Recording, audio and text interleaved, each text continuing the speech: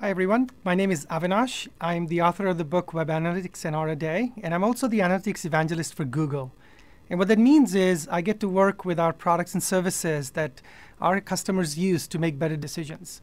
Let me give you a couple of quick examples of the kinds of reporting and analysis you could do with free tools like Google Analytics.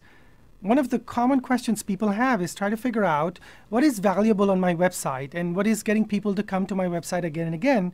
And the metric that people end up using is average visits per visitor. And what you're trying to figure out is how many times did somebody come.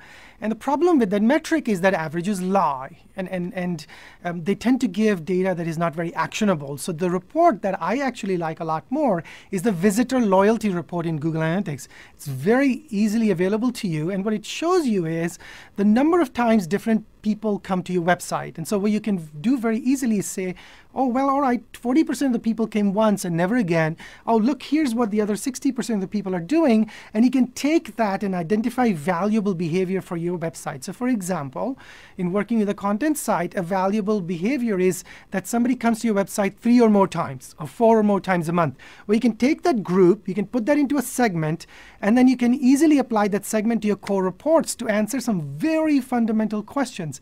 People who come to my website 4 times or more, where do they come from? What keywords drive them to my website? What traffic sources send these people? So you can start to understand more your acquisition strategy and how to make it better. The other thing you can do with that same segment is you can apply that to your content report and try to understand what types of content are consumed more by people who visit frequently. So it turns out that people who come again and again actually read sports and entertainment. And while you have a massively huge section about politics, nobody cares. Well, perhaps you care, but not the visitors coming to your website. So the loyalty report pinpoints the behavior that is important to your business, and it helps you understand how to optimize that behavior. Another question I get very often is people say, I really don't know what pages to improve on my website. That's really a great question. My favorite report is called Top Landing Pages Report. And what it shows is it shows you all the home pages you have for your website. Because if you think that you only have one home page, that's not really true. People search, they go deep into your website.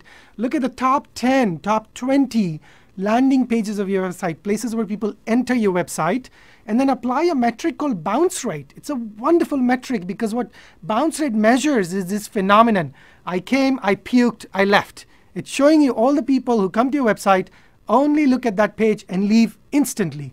So by the time you apply bounce rate to your landing pages report, you're able to figure out which pages on your website are not able to get even a single click from your customers. Those are the ones that need improvement. Let me close with one of the AdSense reports that I tend to use a lot. And it's called the AdSense Content Report. It's also available in Google Analytics Standard.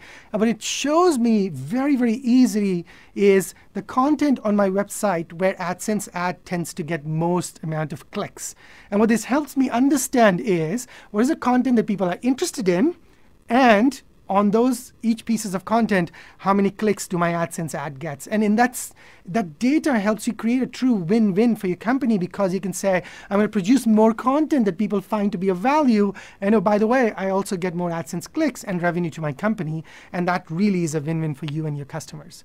Those are 3 quick examples of data-driven decisions.